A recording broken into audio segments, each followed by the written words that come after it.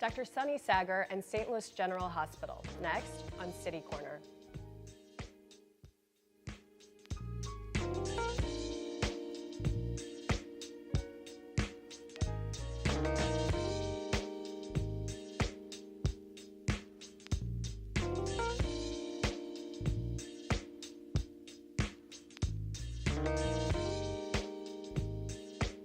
Hi, I'm Sarah Thompson, and welcome to City Corner. Dr. Sonny Saggar is a longtime emergency medicine physician here in the St. Louis area, and he's also an entrepreneur. You might know him because he's opened 3 urgent care facilities across the St. Louis area as well. Well, he's now moved on to something called St. Louis General Hospital, and it's not a brick and mortar hospital, and we're going to learn exactly what it is today. So I'm joined in studio by Dr. Sonny Saggar. Thank you so much for taking time from your busy schedule. I know. Oh, thanks for having me. Busy schedule to be here today to talk about this new nonprofit of yours that was started just this past year. Is that correct? So it was founded in 2017. We got our 501c3 nonprofit number in October 2018. And really it's the combination of the last 20 or so years of what I've really wanted to do with my life as a physician, what I've really wanted to bring to the community that I live in.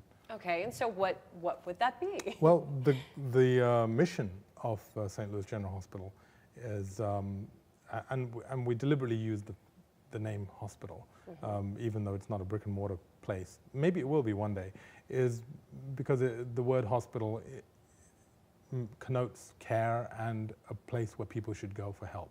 And we wanted to augment accessibility and affordability of healthcare, not just for the wealthy, but for all people. And so if I can't make Medicaid expansion happen in Missouri on my own, if I can't make Medicare for all happen, if I can't bring about universal health care nationwide, then I'm sure going to take care of my own corner, which is downtown St. Louis mostly, and try to do whatever I can. So the goal is to eventually, once we have enough funding, basically let anybody who doesn't have some kind of health coverage, whether it's private insurance or Medicaid or Medicare, to get taken care of on a primary care or an urgent care basis. Okay, so where you're at at the stage, it's nonprofit, as you mentioned. Correct. It is not a building right now that you are going to walk into, but the concept is that you will take patients who are uninsured or underinsured and give them service, right? Correct. And so that's the mission. And then when you get this money raised, like how would this operate? This would be one of your current locations of your urgent care facilities? So at the moment it took over, on January the 1st, it took over and acquired Downtown Urgent Care and Creve Coeur Urgent Care from my family. And and it's now 24/7, the downtown location. And I'm still on the board of the hospital. And the goal is to determine whoever walks in the door who doesn't have the ability to pay or the ability to pay fully to receive their application to get covered for whatever their care is after they've already received the care. And of course this is something that we're not advertising yet because we just don't have the funding yet. I'm sure one day we will have the funding and we'll maybe even be able to build that hospital. And speaking of funding, you do have an event coming up in March that is serving as a fundraiser for St. Louis General Hospital, and we've got a graphic for it. What is this that's coming up in March? So in middle of March will be the 10-year anniversary of Downtown Urgent Care's opening, and we're spending 4 days from March 26th to March 29th doing a celebration. There'll be open house, there'll be all sorts of other businesses and restaurants and bars in downtown who will be helping us with this, and it will end with the Game of Thrones trivia night at the Den, which is on Friday the 29th, and you can buy your tickets at magicaltrivianights.com. And all the proceeds will go to St. Louis General Hospital.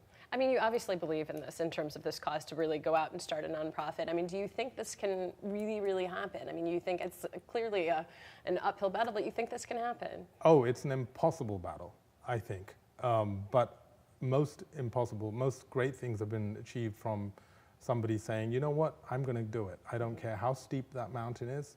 I don't care what the ratio of forces against my forces are, if it's 1,000 to 1 against. I don't care. The way I look at life is, I've got to make it count. I could die tomorrow driving on Highway 44. And I think of that every single day. And so why not do something which makes a difference and leave the world better than I found it? And outside, and of course I'm asking you as a doctor and you take a Hippocratic oath, but I mean ultimately what at the core is it that you believe in terms of what to continue to push to do this, even amidst the odds of it potentially happening? What is it that you at the core is there that you want to shine the light on and believe in? Well, as a physician, it's my obligation to look after every life, every human life. I love animals too, but every human life. And I think fundamentally, maybe it's because I grew up in England and that we have universal health care over there, and because America doesn't, is the only industrialized nation that doesn't have universal health care. Maybe I'm trying to bring about a good idea to a place that I've lived in now for 22 years. I just think that it's sad when you see elderly people who have to make a choice between medication or groceries, or children who get denied surgery because their parents don't have the right kind of insurance, or people who have to smuggle drugs from Canada. And millions of Americans are doing that. We're all smuggling drugs from, I mean, that's the word for it because it's illegal, from Canada because they're so expensive over here. And, the problem is the profit motive, and we can discuss that a bit later, but, when technology is supposed to have helped us, but technology has made things worse, because what happened is that you can now manufacture a particular pill for $1 instead of for $100. And so do we pass on those savings, do the pharmaceutical companies pass on those savings to the customers? No. They just say, oh, wow, bigger profit margin. This person needs this $1 pill to live. So let's just charge them $500. Who's going to complain? And yeah, you see stories about Pharma Bro and all these people who are jacking up prices just to make, but this is going on. This is normal. And, whether it's, it might be, there's a lot of conflict of interest, let me put it that way.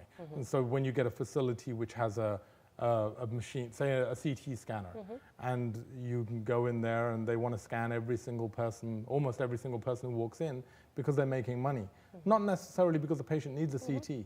And so, like the pills that I mentioned and the CTs that I mentioned, these save lives, these are good things. But when they're used indiscriminately for the purpose of profit, the poor patient doesn't have a clue. Right. Because they're not medically trained. Right. Or it doesn't have much choice or agency or control in the situation. And so this is a huge subject, but I'm giving you a few examples of the things that really rile me up and get me all excited and say, this is wrong. People should not be getting exploited in this way. And I think that's a great way to segue kind of with your background. I mean, you were an emergency medicine physician, and then you also kind of had the entrepreneurial spirit, and you opened urgent care facilities, and we've got some photos. I know you've been in, we've got a photo from the St. Louis Business Journal and Post-Dispatch. You've been all over the place, I think, because mainly the downtown urgent care has become was the first 24-hour, 7 days a week urgent care facility. What made you make that shift to start your own business, essentially? So I think in 2009, when we founded Downtown Urgent Care, and I was working for different hospitals. I worked at St. Luke's, at Missouri Baptist, at St. Charles, Christian Northeast, St. Alexius, Lake St. Louis, and they're all great hospitals. They're all wonderful places, but the problem is that the hospital leadership essentially has to, through no fault of their own, because the board wants them to, has to look at the bottom line. And you'll hear arguments like, well, we've got to keep the lights on, that just won't work, and stuff like that. And I just thought, this is not aligned with my life goal. I need to do whatever I can. And we shouldn't be asking, how much money did we make out of that patient? We should be asking, how can I help you? How can we help you? And people should be looking at not the financials of the hospital, how much money did we make, but how many people did we help? What were the outcomes? How many lives were saved? How many lives were improved? Those are the metrics that hospitals should be looking at. What are some of the challenges that you face? I mean, so now it's a decade, you're celebrating your 10-year anniversary. I mean, what are some of the challenges, though, that you're feeling firsthand, since these are your facilities, from doing urgent care, especially 24/7? I mean, that's a mixed bag there. Well, it's a lot more expensive to do it with a heart, but I still believe that you can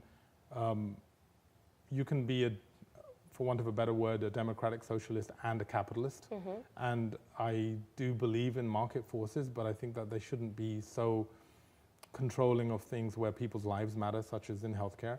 Other challenges are you do get shouted down a lot, but if you talk to somebody without the shouting match. By patients or by insurance companies? No, by just in conversation from people who don't agree necessarily with my wanting to bring healthcare. But no, I mean, the insurance companies we're credentialed with all of them. We're credentialed with Medicaid, which is unfortunately not accepted by every facility in town, which boggles my mind. And we're 24/7, which, you know, it boggles my mind that a clinic which with the name urgent in it should be, you know, urgent illnesses and urgent injuries don't have office hours. It's just strange to me that you're not 24/7. Really, you're a convenient care clinic or a day clinic if you're not 24/7. So we are trying to raise the bar. We are trying to create a new definition of what it means to be urgent care. And I think a lot of patients are resonating with it. I mean, we also do 24-hour primary care. A lot of people can't get an annual physical, even though they pay thousands of dollars a year in health insurance, because they just don't have the time, because they're night shift workers or they've got so much on their plate. So your facilities actually serve as well for... We do primary care and urgent care. Also, a lot of employers have chosen us because after hours, when Concentra or Barnes Care is closed, they have to go to the ER, even for the slightest injury at work.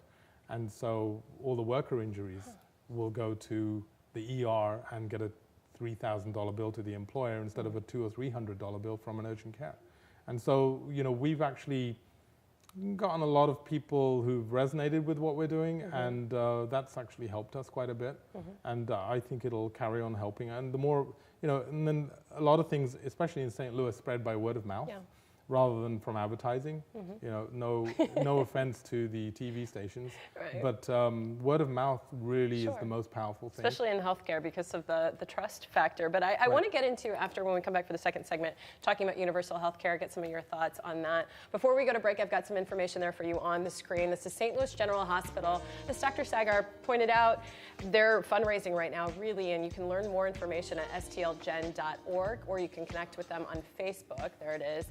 /STLGen. We also have the locations of his urgent care facilities across St. Louis. There's one in downtown. That's the first in Missouri that operates 24 hours a day, 7 days a week, located at 916 Olive Street. There's a Creve Coeur location, and there's also a North City location. We've got a graphic for that as well. And lastly, a fundraiser coming up. If you want to get involved with St. Louis General Hospital, some of the things that you've heard during this first segment really resonate with you. You can participate in this upcoming trivia night. It's taking place on March 29th at the Den.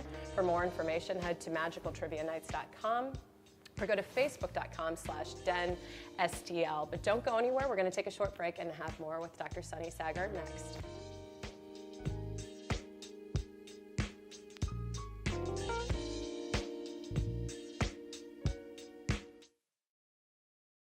$150 over $90. 180 over 111. 160 over 110. I had a stroke. This is what high blood pressure looks like. You might not feel its symptoms, but the results from a stroke are far from invisible or silent. If you've come off your treatment plan, get back on it, or talk with your doctor to create an exercise, diet, and medication plan that works for you. Go to loweryourhbp.org. If I would have followed a treatment plan, I would not be in this situation. It takes less than 1 minute to find out if you may have prediabetes, and you can do it here. So what are you waiting for? Just go to the site.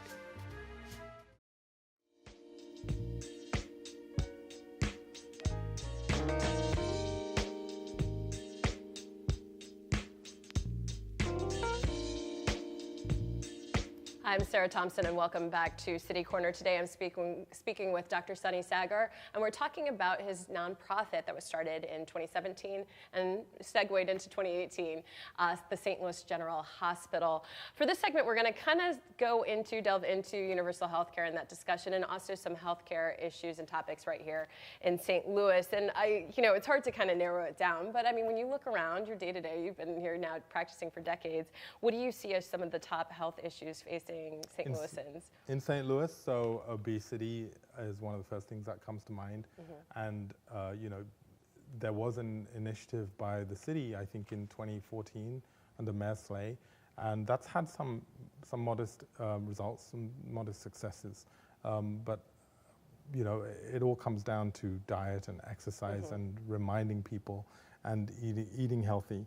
I think the most important thing is that if you can get, and I apologize, I keep segueing into this universal healthcare thing, that if this was a norm, you wouldn't even need city initiatives. You wouldn't need any private or municipal or state government initiative to do anything. Oh, because now we suddenly want people to be less obese. No, we've always wanted people to be less obese, so it should become a standing order, a federal standing order, also known as a universal healthcare initiative, if you want to use that term, where people should not be, people should know how to prevent getting obese. I mean, do you think preventative care is something currently, without having a universal healthcare system entirely, do you feel preventative care is at the point where it's being pushed further and further to the forefront in terms of discussion? No. No. Not at all.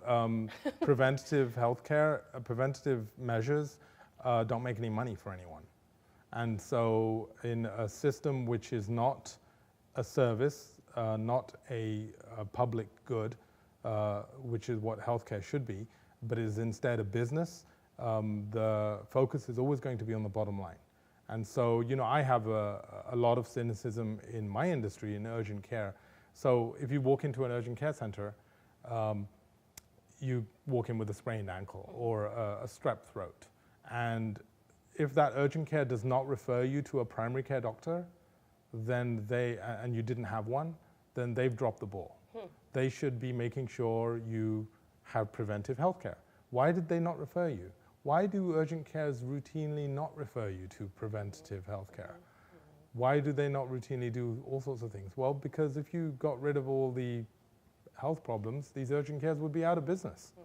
And so it's, I hate to use the cliche of follow the money, but you know, if you go to an urgent care which does not refer you or does not recommend ways to prevent problem X, injury or illness happening again, first fundamental thing would be getting a primary care provider, whether that's a physician or a nurse practitioner. Either way, you've got to be set up with somebody, but if they don't recommend you, then I would probably stay away from that place. Right. They should all be doing that routinely, just as routinely as they check your blood pressure and your heart rate. Right. It's an interesting sort of what you're saying, because on the one hand, I know someone would argue to say, you know, America is a country that if you're an entrepreneur, enterprising, and if I want to start a business and that business is a medically based business, who has a right to say that I can't start that? But to run that business, I need a doctor. Now, the ethical conflict comes because a doctor takes a Hippocratic oath to care for every individual without technically profit being the motive, but thus it's you're kind of at that. It's only a conflict if you have profit as your motive. So yes, I'm a physician, I offer a service, people come to me, I can expand my services and I can offer them widely and people can come to me more and more and I can make more money out of them. And that sounds great, but what about all those people who can't afford to come to me? And what about doing what's best for the patient first before I do what's best for my bottom line first? And so that's where, you know, as a medical facility operator, I have to admit, I'm a businessman. I totally understand the bottom line. I understand the financials. I understand how profit centers and profit and loss accounts and balance sheets work. I truly understand as much as the hospital leaders understand. I just don't accept the premise. I despise the premise of this being something that works in healthcare. We're not shoe factories. We're not manufacturing luxury cars. We are delivering healthcare. And capitalism should not apply to that. If you want to buy a luxury car, if you want to get a nice pair of shoes, if you want to go to a nice restaurant, yay, capitalism, go for it. I totally believe in that. Because if you have more money, you should get better stuff. Sure. You know, life, liberty, and estate, as I think it used to be called, right, rather than life, liberty, and the pursuit of happiness. And that's fine. But it should not, there should be an exception in healthcare. There should be an exception in education. There should be an exception in law and order and prison reform. But that's a whole different subject. But where people's lives are at stake, any system which is heavily tilted towards the rich, which, like healthcare is in America today, I just consider it unjust. And that is why we started this charity.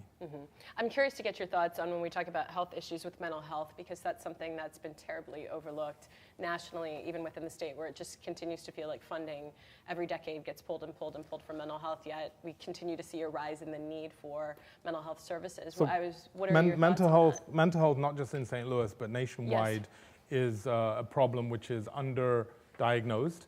And I think there's a lot of social taboo over whether a person is depressed or has anxiety, and those are the mildest two things in mental illness. But if somebody is suicidal, even somebody is homicidal, I mean, that's a mental illness. If somebody has all the other anxiety neuroses surrounding the ones I just mentioned, the first step is to first be totally cool with actually having a diagnosis. Maybe that's the wrong word. Accept that you have a diagnosis, and have your loved ones, your family, your friends accept a diagnosis, anyone you want to confide in. The second thing to manage this is to get seen. And you might say, well, that's easy to say I would say that's easy to say for people who have health insurance.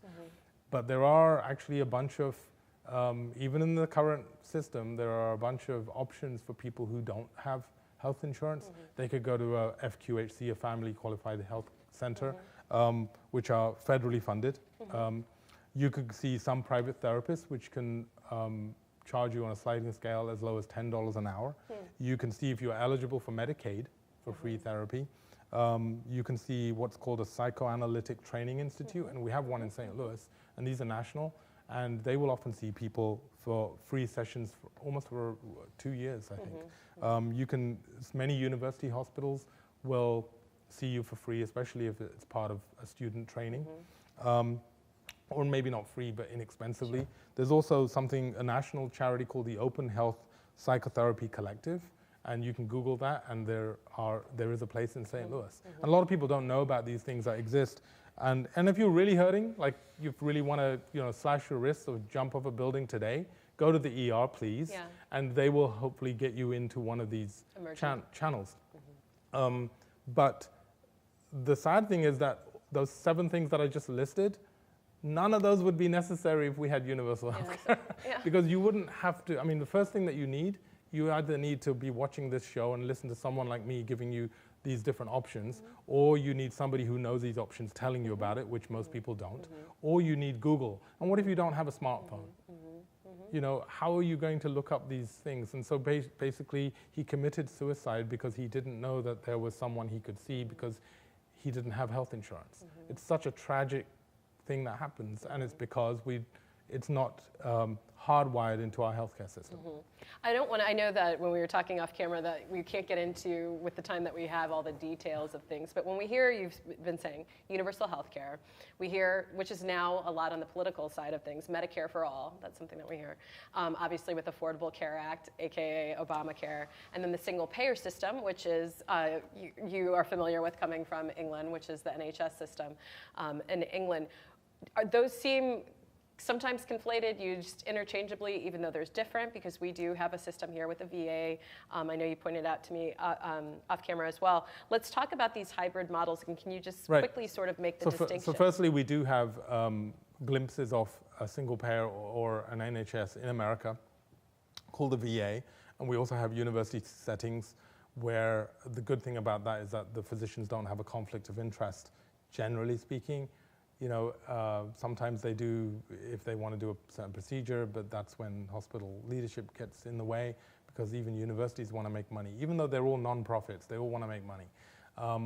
So universal healthcare, single payer, Medicare for all, Medicaid for all, these phrases are used interchangeably, and I would urge people to accept them as interchangeable for now, but there are variations on a theme. If you go to a different country, like in Australia or in different parts of Europe, or even in developing countries which have universal healthcare, like in South America and India and China, they have universal healthcare variations. UK, Canada, and America, maybe not so much.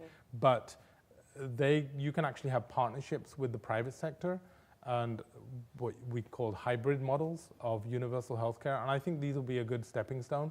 You will find people even though nobody in those countries where universal healthcare exists is trying to repeal it for obvious reasons, there are definitely going to be people who are unhappy with it because they believe, so one of the big arguments I've heard against universal healthcare is that there will be less innovation, there will be less research. And that's not necessarily true. The National Institute of Health already has an annual budget of $37 billion, and that's an American thing. And yes, we would need to increase that because there is no, so one of the powers of capitalism is that you make better stuff. You carry on, it's competition. You keep on beating each other to outdo each other. And so people worry, well, if you make universal healthcare, who's going to be outdoing whom? It's all the same and nobody's going to try hard.